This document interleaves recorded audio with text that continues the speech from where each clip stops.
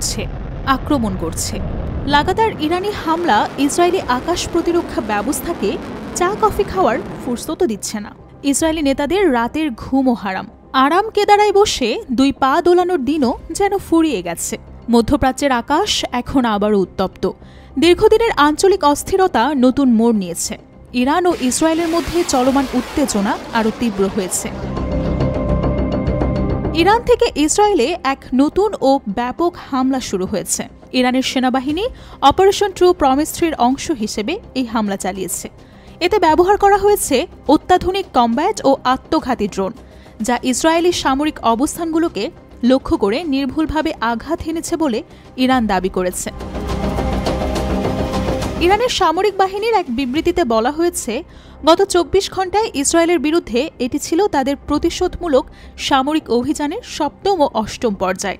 এই হামলাগুলো বিশেষভাবে নকশা করা হয়েছে, যেখানে অসংখ্য বিস্ফোরক বোঝাই আত্মঘাতী ড্রোন ব্যবহার করা হয়েছে। ইরানের দাবি, এই ড্রোনগুলোর অধিকাংশই তাদের লক্ষ্যবস্তুতে সফলভাবে আঘাত হেনেছে। ইরানের সামরিক বাহিনী এই হামলাকে শত্রুর অব্যাহত আগ্রাসনের বিরুদ্ধে একটি কঠোর জবাব হিসেবেই বর্ণনা করেছে। তাদের অভিযোগ, ইসরায়েল ধারাবাহিকভাবে ইরানের বেসামরিক লক্ষ্যবস্তু যেমন হাসপাতাল এবং অ্যাম্বুলেন্সের উপর অবৈধ হামলা চালিয়ে যাচ্ছে। এই আগ্রাসনের সূত্রপাত গত শুক্রবার থেকে। সেদিন অতর্কিত হামলা ইসরায়েল ইরানের শীর্ষ সামরিক কমান্ডার, বিজ্ঞানী, বিশ্ববিদ্যালয়ের অধ্যাপক, সাংবাদিক, ক্রীড়াবিদ এবং অন্যান্য গুরুত্বপূর্ণ ব্যক্তিদের হত্যা করে।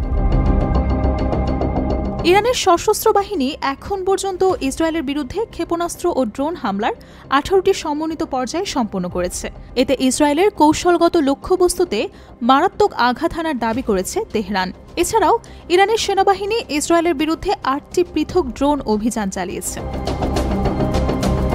ইরানের ইসলামিক রেভলিউশন গার্ডস কোর IRGC-র মুখপাত্র এক বিবৃতিতে জানিয়েছে, তারা পুরো অভিযানে শাহেদ 136 মডেলের আত্মঘাতী ড্রোনের সাথে কঠিন ও তরল জ্বালানির ক্ষেপণাস্ত্র ব্যবহার করেছে। তাদের দাবি, এই ড্রোন ও ক্ষেপণাস্ত্রগুলো পূর্ব নির্ধারিত লক্ষ্যবস্তুকে সফলভাবে আঘাত হেনেছে। IRGC আরও জানিয়েছে যে শাহেদ 136 ড্রোনের বেশ কয়েকটি স্কোয়াড্রন ইসরায়েলের আকাশসীমায় একটানা মিশন পরিচালনা করেছে।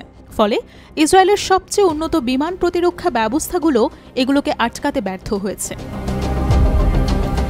এই হামলা মধ্যপ্রাচ্যের পরিস্থিতিকে আরও অস্থিতিশীল করে তুলেছে।